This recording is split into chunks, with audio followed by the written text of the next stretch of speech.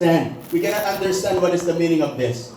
Then Alexander explained it to them. And sabi ni Alexander, I wanted the finest doctors in Egypt to carry my coffin because I wanted them to see if God wanted to take me home. They are all powerless. Second, ang sabi po, ang lahat ng nalot nila silver and gold sa mga countries na kanilang sakop, gusto po nilang ilagay sa place kung saan ilalagay ang kanyang kabaong. So ang sabi ni Alexander, gusto kong makita ng mga tao kung gaano ako kung kayaman.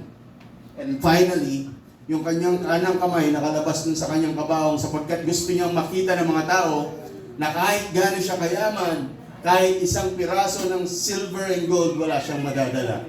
So, only one life, soon it will pass. Only what's done for Christ will last.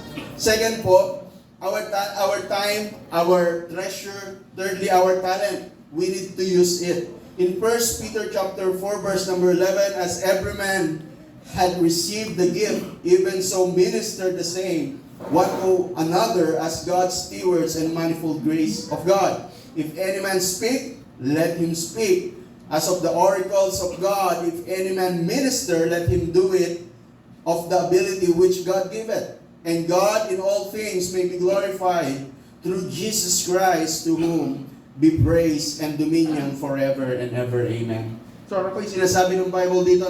The Bible says that right after we have received the Lord Jesus Christ, we will have at least one